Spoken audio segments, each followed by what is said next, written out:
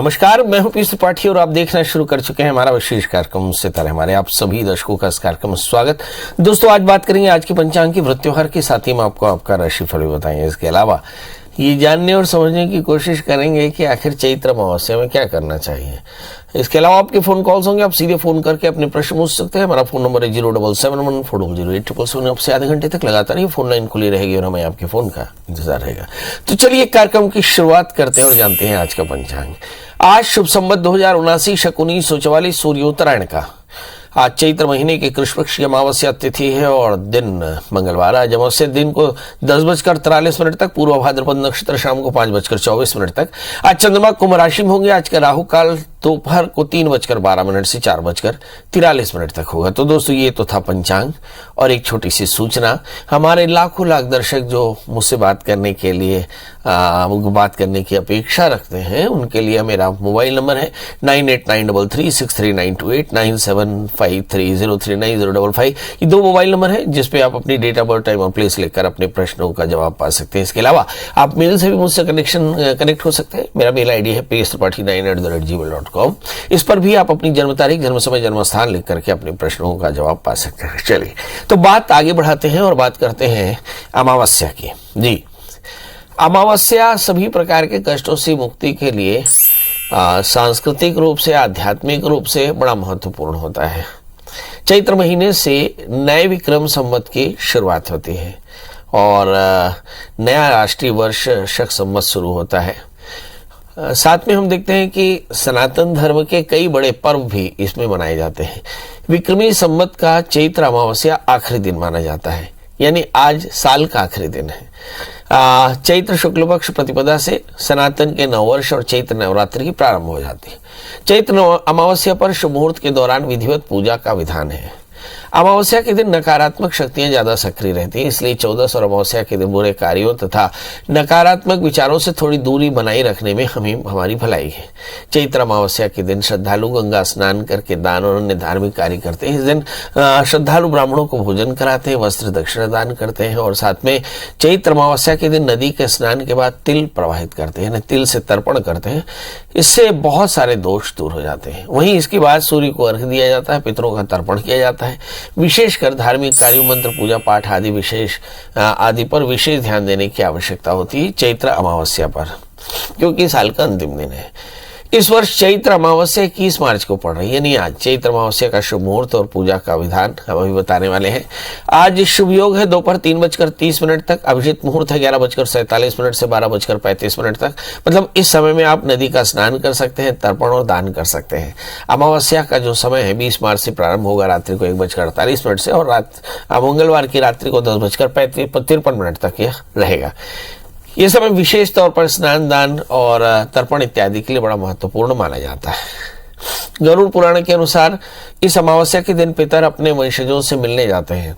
मान्यता यह है कि इस दिन व्रत रख करके किसी नदी में स्नान करना, दान करना, पितरों को भोजन अर्पित करने, तर्पण करने से वे आशीर्वाद देते हैं। इतना ही नहीं, प्रत्येक अमावस्या के दिन पितरों का ध्यान करते हुए पीपल पर कच्ची लस्सी, थोड़ा गंगा जल, काले तिल, चीनी, चावल, जल तथा फूल अर्पित करें तो निश्चित तौर पर जानिए कि इससे आपकी अनेक प्रकार की परेशानियां दूर हो जाती हैं।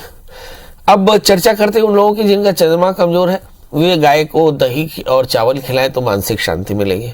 जो लोग घर पर अनुष्ठान करना चाहते हैं वे उन्हें पानी में थोड़ा सा गंगा जल मिला करके तीर्थों का आवाहन करते हुए स्नान करना चाहिए। इस दिन भगवान सूर्य को अर्घ्य देने से गरीबी और दरिद्रता दूर होती है। मान्यताओं के अनुसार पवित्र नदी में स्नान करके पितृ तर्पण करना, सूर्य को अर्घ्य देना, इसके बाद ब्राह्मणों को भोजन करवाना चाहिए। गरीबों को यथाशक्ति दान करना चाहिए। ऐसा करने से आपके घर की दरिद्रता दूर होती है और सब प्रकार के सुख, सौभाग्य, धन संपत्ति की प्राप्ति होती है।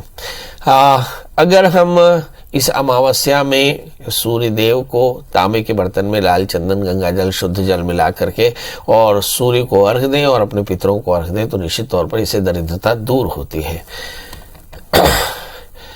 इसके अलावा धन की प्राप्ति के लिए रात्रि 12 बजे से पहले स्नान करके पीले रंग के वस्त्र धारण करके उत्तर दिशा की ओर मुख करके और फिर एक चौकी में एक थाली भी रख करके केसर से स्वास्तिक बनाकर महालक्ष्मी का यंत्र शंख स्थापना करें और उस पर षोडशोपचार से उसकी पूजा करके और फिर घी का दीपक जलावें।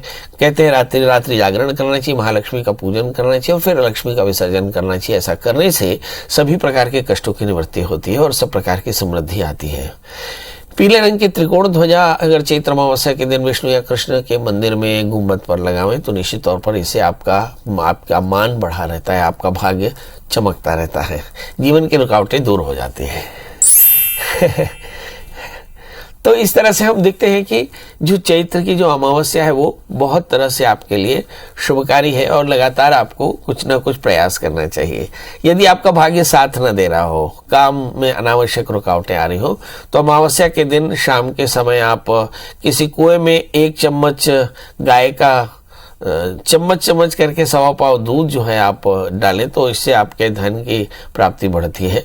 आज इसी दिन अमावस्या के दिन पीपल के जड़ में 1 लोटा कच्चे दूध में थोड़ा सा बताशा डालकर अक्षत डालकर अर्पित करें तो सौभाग्य प्राप्त होता है। इसी अमावस्या के दिन शाम को पीपल के पेड़ के नीचे सरसों का तेल और दीपक लगाएं, पितरों का स्मरण करें, 7 परिक्रमा करें तो पितर प्रसन्न होकर के सभी प्रकार की कामनाएं पूरी करते हैं।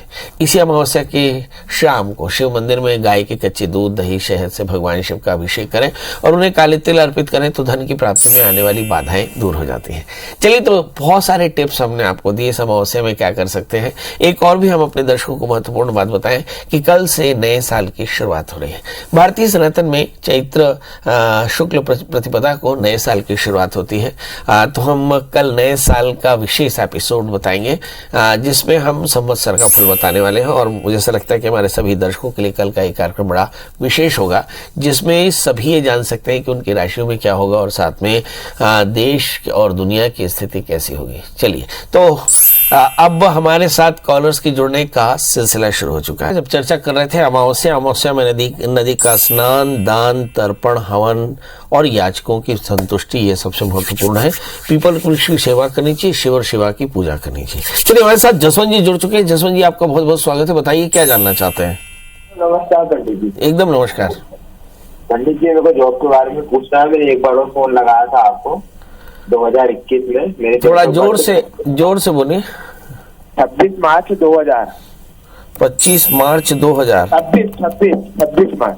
हाँ, 26 मार्च 2000। जन्म स्थान इटारसी का नाम है यशवंत यादव। जन्म समय 12:20 रात को।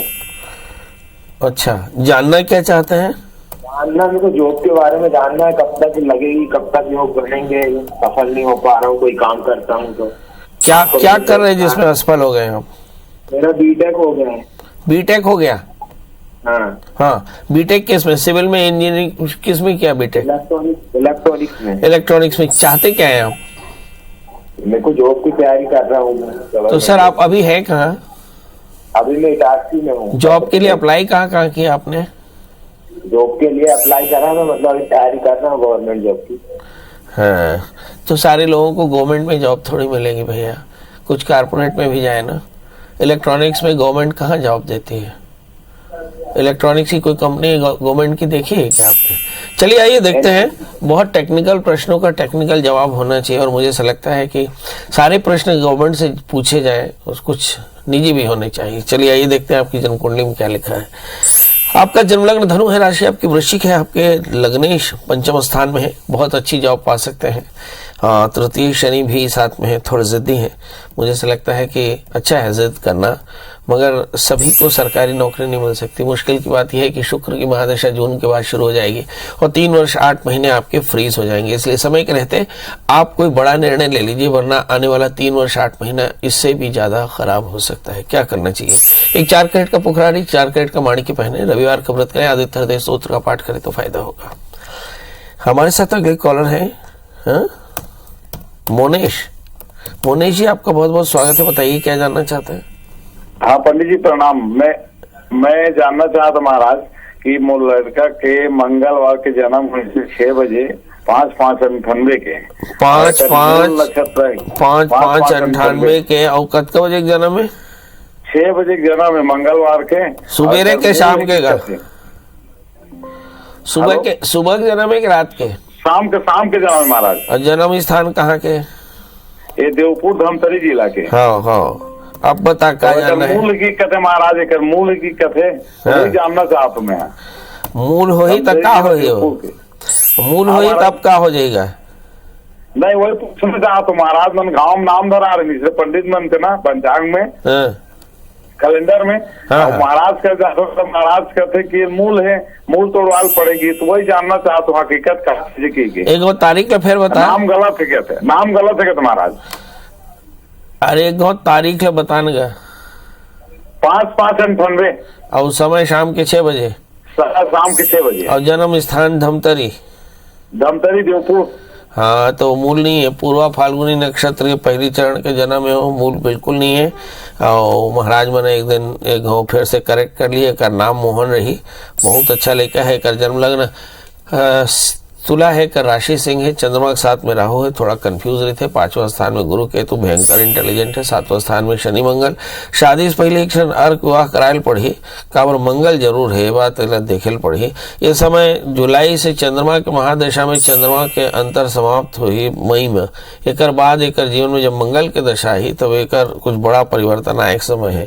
मगर याद रखना मंगल जो है सप्तमेश भी है और मार्केश भी है, मतलब हेल्थ के ध्यान रखेल पढ़ी। शादी से पहले कुंभ विवाह अर्क विवाह करायल पढ़ी और 4 कैरेट के पन्ना है ऊपर पहना।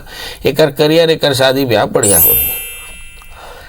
तो अब आपसे विदा लेने का समय घड़ी की सुइयां बता रही हैं कि अब हमें जाना चाहिए। मगर जाने से पहले वही एक बात कि कल का एपिसोड बहुत है खास।